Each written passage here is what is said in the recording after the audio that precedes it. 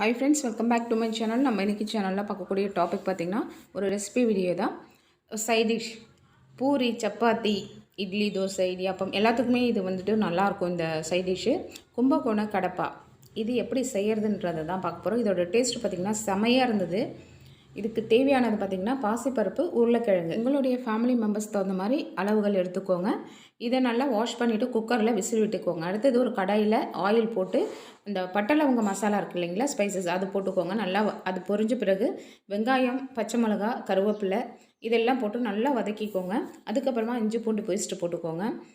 இது எல்லாத்தையும் சேர்த்து நல்லா வதக்கி பச்சை ஸ்மெல் போகணும். அதுக்கப்புறமா தக்காளி ஆட் பண்ணிக்கோங்க. தக்காளி நல்லா வதங்கி முடித்ததுக்கப்புறமா நீங்கள் என்ன பண்ணணுன்னா, இந்த குக்கரில் வேக வச்சு வச்சுருக்கோம் இல்லைங்களா பாசிப்பருப்பு, உருளைக்கிழங்கெல்லாம் அது வந்துட்டு நல்லா ஸ்மாஷ் பண்ணி விட்டுக்கோங்க. கூடவே பார்த்திங்கன்னா இந்த தக்காளி வெங்காயம்லாம் வதங்கின பிறகு மஞ்சத்தூள், சில்லி பவுடர், அப்புறமேட்டு பார்த்திங்கன்னா கரம் மசாலா இதெல்லாம் ஆட் பண்ணிக்கோங்க. கொஞ்சம் கொஞ்சமாக ஆட் பண்ணிவிட்டு அதையும் நல்லா வதக்குங்க. வெங்காயம் தக்காளி கூட அந்த பச்சை ஸ்மெல்லாம் நல்லா போகணும்.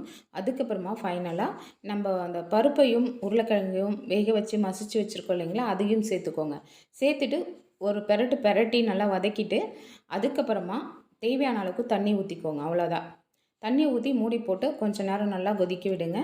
அதுக்கப்புறமா ஒரு 5 மினிட்ஸ் கழித்து குழம்புல நல்லா கெட்டியாகி கிரேவி வந்த பிறகு நீங்கள் தேங்காய் பால் நல்லா திக்காக எடுத்து வச்சுக்கோங்க. ஃபஸ்ட்டு எடுக்கக்கூடிய தேங்காய் பாலை அதை வந்து ஆட் பண்ணிக்கோங்க. அதுக்கப்புறமா நல்லா மிக்ஸ் பண்ணிவிட்டு ஜஸ்ட் ஒரு 2 மினிட்ஸ் மட்டும் விடுங்க. அதுக்கப்புறமா கேஸ் ஆஃப் பண்ணிவிட்டு சர்விங் பவுலுக்கு மாற்றிக்கலாம். இப்போது ஃபைனலாக கும்பகோண கடப்பா கிரேவி வந்துட்டு ரெடி ஆயிடுச்சு.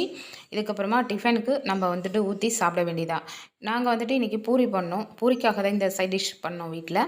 பூரிக்கும் இந்த கும்பகோண கடப்பா கிரேவிக்கும் செம ஆப்டாக இருந்துச்சு. அவ்வளோ டேஸ்ட்டாக இருந்துச்சு. நீங்களும் கண்டிப்பாக இந்த கிரேவியை உங்கள் வீட்டில் செஞ்சு பார்த்துட்டு எப்படி இருக்குன்றத கமெண்ட் செக்ஷனில் கமெண்ட் பண்ண மறக்காதீங்க ஃப்ரெண்ட்ஸ். கண்டிப்பாக இந்த ரெசிபி உங்களுக்கும் பிடிக்கும். செஞ்சு பார்த்துட்டு சொல்லுங்கள். இதை வந்துட்டு நான் சும்மா வீடியோக்காக சொல்கிறேன் அப்படின்லாம் நினைக்காதீங்க. பயங்கர டேஸ்ட்டாக இருந்துச்சு. சொல்கிறதுக்கு வார்த்தையே கிடையாது. அந்த அளவுக்கு டேஸ்ட்டாக இருந்தது. ஓகே ஃப்ரெண்ட்ஸ், இவ்வளோ நேரம் பொறுமையாக பார்த்ததுக்கு ரொம்ப ரொம்ப தேங்க்ஸ். தேங்க்யூ, பாய்.